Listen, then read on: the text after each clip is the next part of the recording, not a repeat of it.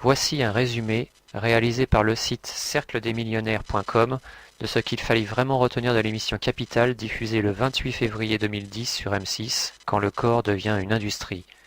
Au sommaire, un bébé à tout prix, enquête sur le marché de la grossesse, grippe A, à qui a vraiment profité le vaccin, nouveaux médicaments, révélations sur les cobayes humains, affaire de famille quand l'ADN rapporte gros.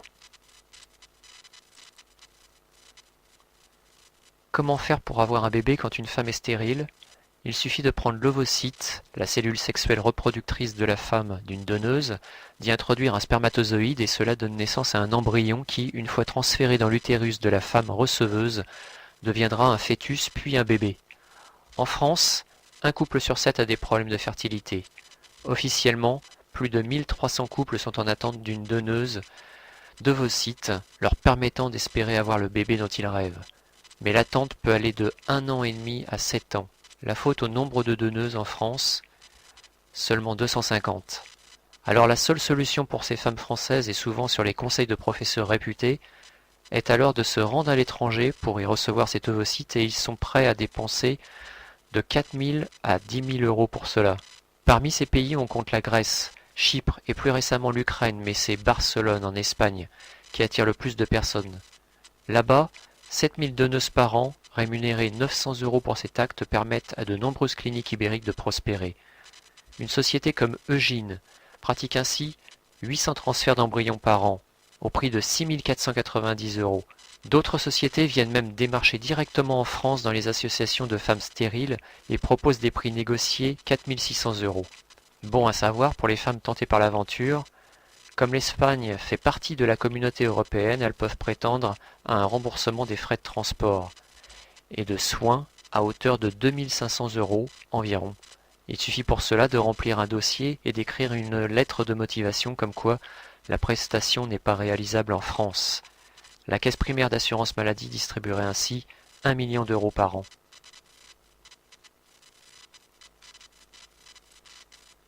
La grippe A s'est transformée en un fiasco financier car la facture est devenue très salée pour le contribuable, à savoir de 1,3 à 1,6 milliard d'euros que l'on peut décomposer ainsi. Les vaccins, 334 millions d'euros après la résiliation de 50 millions de vaccins. La campagne de vaccination, 35 millions d'euros. Les médicaments antiviraux, 218 millions d'euros. Tous les frais supportés par la sécurité sociale, entre 376 et 752 millions d'euros. Les salaires des personnes qui ont pratiqué les soins, 250 millions d'euros. Les bons de convocation, 53 millions d'euros.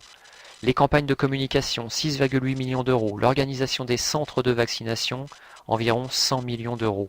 Soit une facture totale estimée par la Commission des finances de 1372 à 1648 millions d'euros.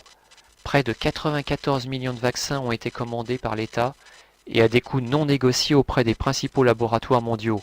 Jugez plutôt, Sinovac, le labo chinois qui a été le premier à sortir le vaccin contre la grippe H1N1 au niveau mondial, a livré au gouvernement chinois 21 millions de doses à un prix négocié de 3 $ la dose, au lieu de 4 $ pratiqués habituellement par ce laboratoire. La France, elle, a acheté les siens de 6,25 € chez Sanofi à 10 € la dose au laboratoire américain Baxter, en passant par 7 € chez GSK et 9,34 € chez Novartis. En sachant que la production d'un vaccin coûte, selon les spécialistes, 1 $, soit 74 centimes d'euros, on comprend alors que les laboratoires aient pu se frotter les mains. Ça leur a rapporté 24 milliards de dollars. D'ailleurs, en comparaison, la France paye un vaccin pour la grippe saisonnière 4,10 € en moyenne. Et le comble, c'est que l'État devra leur payer des indemnités pour rupture de contrat sur les doses commandées mais annulées suite au très faible pourcentage de vaccination. En effet, seuls 6 millions de Français se sont fait vacciner.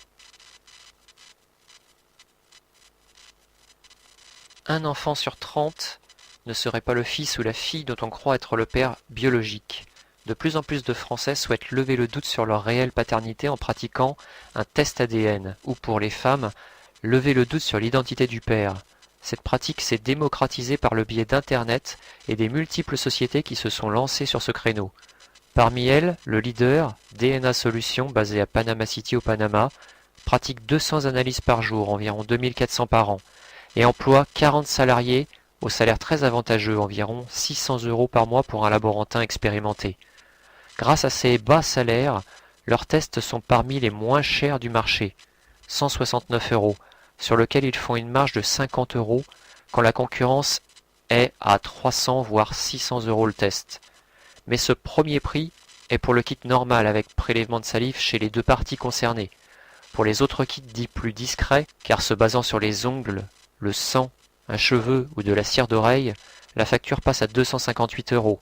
Mais cette formule représente un tiers des commandes. Dans cette société, 20% des clients sont français, pour la simple raison qu'en France, à moins d'entamer de longues procédures judiciaires, ces tests sont tout simplement interdits. Devant ce juteux marché, de nouveaux protagonistes n'hésitent pas, comme ces sociétés du Nouveau-Mexique, à vous promettre de déterminer votre prédisposition à certaines maladies graves comme Alzheimer, les problèmes cardiaques ou encore des cancers de la peau. Mais attention, ces sociétés conservent vos échantillons ADN sans limite et pourraient très bien être utilisés par des assurances ou des employeurs peu scrupuleux dans un avenir proche. En attendant, ces tests que les scientifiques français qualifient de fantasques, scientifiquement peu crédibles et s'apparentant à un horoscope, n'empêchent pas cette entreprise de réaliser un chiffre d'affaires d'1 million d'euros en seulement 6 mois d'exercice pour des tests facturés 400 $, soit 295 €. Les essais cliniques des nouveaux médicaments sont pratiqués sur des sujets sains afin de vérifier qu'ils ne soient pas nocifs et ne comportent pas d'effets secondaires. Pour cela, des hommes et des femmes sont recrutés et rémunérés en fonction de la durée des tests et du nombre d'analyses à effectuer. Ces rémunérations vont de 1 500 à 3 500 € en moyenne. Ces tests représentent 2 tiers du budget des laboratoires dans la création d'un nouveau médicament. Toute personne en bonne santé ne consommant pas de médicaments et quel que soit son âge peut postuler. Les rémunérations sont par exemple pour le test d'un anticoagulant de 150 à 200 € par jour pendant 10 ou 20 jours, soit 1 500 à 4 000 € de dédommagement possible. Cela peut monter à 3 400 € pour les 10 jours de test pour certaines personnes très recherchées en ce moment, les seniors, pour tester par exemple les médicaments traitant Alzheimer. En France, un fichier national permet de contrôler qu'une personne ne fasse pas de tests trop rapprochés, faussant les résultats. Mais une chose inquiétante apparaît, la délocalisation de ces tests dans des pays pauvres, où il n'y a pas cette rigueur et où des personnes n'hésitent pas à en faire une profession. Une simple copie d'un diplôme sans photo suffisant à prouver son identité. Dans un pays comme l'Inde, où sur plus d'1 milliard d'habitants, 35% de la population vit avec moins de 2 $ par jour, ces tests rémunérés de 100 à 500 € représentent une fortune par rapport au salaire moyen qui est de 4 € par jour. Plus d'1 an de salaire. Actuellement, plus de 15% des tests cliniques mondiaux seraient déjà réalisés en Inde. Le cercle des millionnaires.com vous remercie de votre attention et vous souhaite beaucoup de bonheur.